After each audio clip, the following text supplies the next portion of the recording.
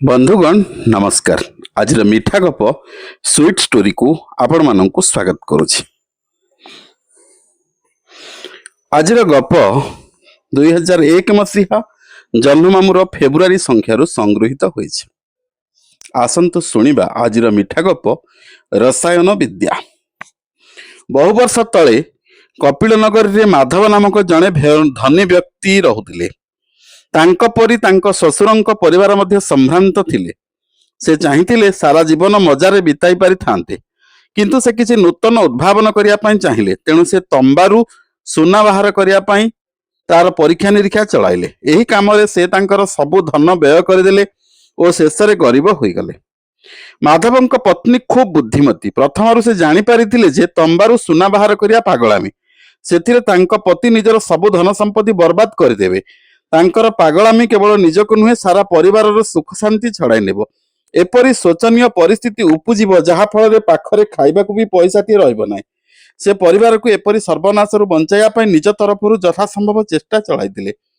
परिवार चलाइया पई से खूब सावधानता अवलंबन करुथिले, किंतु तांकर सब परिश्रम निष्फल होई गला। अन्य मानक परी अन्य कोनोसी उपाय रे अर्थ उपार्जन करबा तांको प्रति सम्मत होइतिले एते दुर्दशा होई नथांता। किंतु तंबारू सुना बाहर करियार उपाय खोजिबारे माधव एते पागल थिले जे पत्नींकर कोनोसी चेतावनी तांको उपरे प्रभाव पकाई पारिला नाही। अपर पक्षरे कनारू कर्पूर उड़ी जिबा परी चाहू चाहू तांकर सब सन संपत्ति उभेई गला। से तांको पत्नी को सर्वदा कहूतिले, व्यस्त हुआ ना, धैर्य धर। सुना तियारी कौशल अनेकांशरे हासिल करि सारिलिनी, आउ केतोटी दिनर कथा मात्र। माधवंकर पूर्ण विश्वास थाए जे से तांको उद्यम रे सफल हेबे और प्रचुर सुनार मालिक होई मालामाल होई जिवे। किंतु तांको यह जणा नथिला जे सुना एक मुग तृष्णा मात्र, जहार पछरे धाई से तांकर सर्वस्व हराई बसिवे। माधवंक परिवार अवस्था दिनकु दिन खराब हैला। से तांको पितांको घर को जाई निज परिवार दुर्दशा जणाइले। यह सुनी तांको पिता कहले, तू व्यस्त हो ना, मु जोई को सब कथा बुझाई देबी, जहा किछि समाधान होई जिवो। श्वशुरंको निमंत्रण पाई माधव सेठारे पहुंचिले। यथाविधि सत्कार पर श्वशुर जोई को पचारिले, आउ तुम रसायन विद्या कथा कौन हैला? यह शुणी माधव उत्साहित होई पड़िले और तांका परीक्षा निरीक्षार पूर्ण विवरणी प्रांजल भाव में वर्णना करी बसिले। अरे तुमे असल कथा भूली जाई एते वर्ष बर्बाद करदेल सिना। आगरु हेले मो सहित परामर्श करिथांत। मु मध्य एही विद्या संबंध रे बहुत किछि अध्ययन करिछि और अनेक तथ्य हासिल करिछि।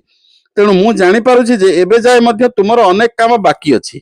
आहुरी केते वर्ष तुमको धैर्यर सहित परिश्रम करबाकू हेबो। मोर बयस अधिक होई गलानी, आउ परिश्रम करि पारु नाही। एही काम तुम द्वारा ही संपूर्ण हेबो। एही विषय रे मु जहा किछि तथ्य हासिल करिछि तुमको जणाई देउछि। मो परामर्श अनुसार काम करि जाओ, तुमर उद्देश्य निश्चय पूर्ण हेबो। ससुर बुझाई कहले। माधव तांको प्रति गभीर कृतज्ञता जणाई कहले, आपणक परामर्श अनुसार मु निष्ठार सहित एही काम करिबी। लक्ष्य स्थल रे न पहुंचीबा जाय परिश्रम जारी रखिबी। आज जाए तुमे तंबारू सुना तैयारी करबा कौशल पछरे लागिथिले ना? एथिपाई आवश्यक सब सामग्री मो पाखरे अछि, किंतु गोटे जिनिस नाही। अवश्य से जिनिसटी पाइबा असंभव नुहे, मात्र सहनशीलतार एक कठिन परीक्षा देबाकू पड़िबो। कुहतु आज्ञा से जिनिसटी कौन? उत्सुकतार सहित माधव पचारिले। एपरि किछि बड़ जिनिस नुहे। कदली पत्र उपरे एक प्रकार आस्तरण थाए, तुमे ताहा देखिछ तो? सेथिरु तुमको प्राय 20 केजी संग्रह करियाकू पड़िबो। असल कथा हेउछि मंत्र पाठ करी तुमको निज हाथ रे गच्छ लगाइबाकू हेबो, ससुर महाशय कहले। एथिपाई तो मते अनेक गच्छ लगाइबाकू पड़िबो। माधव पचारिले। से कथा पचारियाकू अछि? 8-10 एकर जमी रे गच्छ न लगाइले एते पत्तर उपरे पाउंस आमे पाइबा केउठु? श्वशुर कहले। जमी किणी गच्छ लगाइबारे श्वशुर माधव को साहाय्य कले। श्रमिक माने माटी समतल करदेले और गच्छ लगाइया पई गात खोलिदेले। माधव श्वशुरंक प्रदत्त मंत्र पाठ करी निजे कदली गछ लगाइले। माधवंक पत्नी मध्य एही काम रे तांको साहाय्य कले। गछ गुड़िक बड़ होईगला। माधव सारा दिन बगीचा रे बुले और पत्र उपर लागिथिया पाउंस परी धूली झाड़ी एकाठी करे। 2-3 दिन एही काम करिया परे माधव जानि पारले जे श्वशुरंक कथा अनुसार जेतिकी धूली संग्रह करिया पई बहुत समय लागिबो। एथिपाई यथेष्ट धैर्य और सहन शक्ति दरकार। माधव तांको काम रे लागि थांती, किंतु तांका पत्नी कदली पत्र कदली भंडा आदि विक्रय करी अर्थ संचय रे लागि पड़िथिले। माधवंकर दृष्टि किंतु से दिग को न थाए। से तंबारू किपरि सुना बाहर करी हेबो सेही चिंतारे थिले। 3 वर्ष बीतीगला, किंतु माधवंक इच्छा पूर्ण हेबा परि मने हेला नाही। ତାଙ୍କ ପତ୍ନୀ ବଗିଚାର ଆମଦାନୀକୁ ନେଇ ବ୍ୟବସାୟ କରି ବେଶ 2 ପଇସା ରୋଜଗାର କଲେ। ଗାଡ଼ି ଗାଡ଼ି କଦଳୀ ଦୂର ଦୂରାନ୍ତର ସହର ବଜାରକୁ ବିକ୍ରି ପାଇଁ ପଠାଯାଉଥିଲା। ସେପରି ବଗିଚା ଆଖପାଖରେ ଆଉ କେଉଁଠି ନଥିଲା। ଆହୁରି 2 ବର୍ଷ ବିତିଗଲା। ମାଧବ ନିଜ କାମରେ ସଫଳ ହେଲେ। ସେ ତାଙ୍କ ଶ୍ୱଶୁରଙ୍କ ସମ୍ମୁଖକୁ ଯାଇ କହିଲେ, ଆଜ୍ଞା ନିଅନ୍ତୁ, ଆପଣଙ୍କ କହିବା ମୁତାବକ ମୁଁ 20 କେଜି ଧୂଳି ଏକାଠି କରିଛି। ସାବାସ, ଏବେ ତୁମର ଆଉ କିଛି ଅଭାବ ନାହିଁ। ଏହା କହି ଶ୍ୱଶୁର ହସି ଉଠିଲେ। ତାପରେ ସେ ନିଜ ଝିଅକୁ କହିଲେ, ଝିଅ, କଦଳୀ ବଗିଚାରୁ କେତେ ଅର୍ଥ ରୋଜଗାର କରିଛୁ?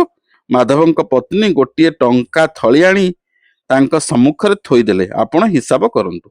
ମାଧବ ବୁଝିପାରୁନଥିଲେ କଦଳୀ ବଗିଚାରୁ ଏତେ ରୋଜଗାର ହେଲା କେମିତି। ସେ କେବଳ ଧୂଳି ସଂଗ୍ରହରେ ଲାଗି ପଡ଼ିଥିଲେ। ଶ୍ୱଶୁର ଧୂଳିରୁ ଟଙ୍କା ବାହାର କରି ଗଣିଲେ ଓ କହିଲେ, 20,000 ଟଙ୍କା। ଏତେ ଧନ ଦେଖି ମାଧବ ଆଶ୍ଚର୍ଯ୍ୟ ହୋଇଗଲେ। ଦେଖିଲ, ମୋ ପରାମର୍ଶ କିପରି କାମ ହେଲା। ତୁମେ ଚାହିଁଲେ ଏହି ଅର୍ଥରେ ସୁନା ରୂପା ଯାହା ଚାହିଁବ କିଣିପାରିବ। ଏବେ ତୁମେ ସ୍ୱୀକାର କରିବ ଯେ ଗତ 5 ବର୍ଷର ପରିଶ୍ରମର ଫଳ ତୁମକୁ ମିଳିଯାଇଛି। ତୁମେ ରସାୟନ ବିଦ୍ୟା ପ୍ରୟୋଗ କରିବ କହୁଥିଲ, ଏହା ତାଠାରୁ ଅଧିକ ଲାଭଦାୟକ ନୁହେଁ କି? ମାଧବଙ୍କର ଚକ୍ଷୁ ଖୋଲିଗଲା। ସେ ବୁଝିପାରିଲେ ଯେ ସେ ଯାହା କରି ଆସୁଥିଲେ ତାହା କେବଳ ବୃଥା ପ୍ରୟାସ ଥିଲା। ତାଙ୍କର ଆକାଶ କୁସୁମ ତୋଳିବା କଳ୍ପନାରେ ସାରା ପରିବାର ଅଶେଷ କ୍ଷତି ଘଟିଥାନ୍ତା।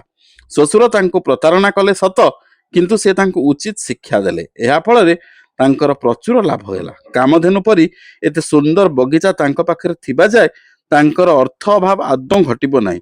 ସେ ଶ୍ୱଶୁରଙ୍କ ନିକଟରେ କ୍ଷମା ମାଗି କୃତଜ୍ଞତା ଜଣାଇଲେ। ଏହା ପରଠାରୁ ତମ୍ବାରୁ ସୁନା ବାହାର କରିବା ରସାୟନ ବିଦ୍ୟା ପରୀକ୍ଷା ବନ୍ଦ କରିଦେଲେ। ବଗିଚାର ଦେଖାଶୁଣା କରି ଆନନ୍ଦରେ ଦିନ ବିତାଇଲେ। ପରିଶ୍ରମରୁ ଉପାର୍ଜିତ ଧନରେ ଯେଉଁ ସ୍ୱାଦ ଥାଏ ତାହା ଅନ୍ୟ କେଉଁଠାରୁ ମିଳିବ? ଅସମ୍ଭବକୁ ସମ୍ଭବ କରିବା ଉଦ୍ୟମ ପଛରେ ଗୋଡ଼ାଇବା ପାଗଳାମୀ ବ୍ୟତୀତ ଅନ୍ୟ କିଛି ନୁହେଁ। ମନୁଷ୍ୟ ଗୋଟିଏ ଲକ୍ଷ୍ୟ ପୂରଣ ପାଇଁ ସଂକଳ୍ପବଦ୍ଧ ହେବା ଠିକ୍ କଥା, କିନ୍ତୁ ସେହି ଲକ୍ଷ୍ୟ ବାସ୍ତବଧର୍ମୀ ହେଲେ ତାହାକୁ ଉତ୍ତମ ଲକ୍ଷ୍ୟ କୁହାଯିବ। ଆଶା କରୁଛି ଆଜିର ଏହି ଗପଟି ଆପଣଙ୍କୁ ଅନେକ କିଛି ଶିକ୍ଷା ଦେଇଥିବ ଏବଂ ଏହା ଆପଣଙ୍କୁ ଭଲ ଲାଗିଥିବ। ଦୟାକରି ଏହାକୁ ଲାଇକ୍ କରନ୍ତୁ, କମେଣ୍ଟ କରନ୍ତୁ, ସେୟାର କରନ୍ତୁ ଓ ଚ୍ୟାନେଲକୁ ସବସ୍କ୍ରାଇବ କରନ୍ତୁ। ନମସ୍କାର। ଜୟ ଶ୍ରୀ ଜଗନ୍ନାଥ।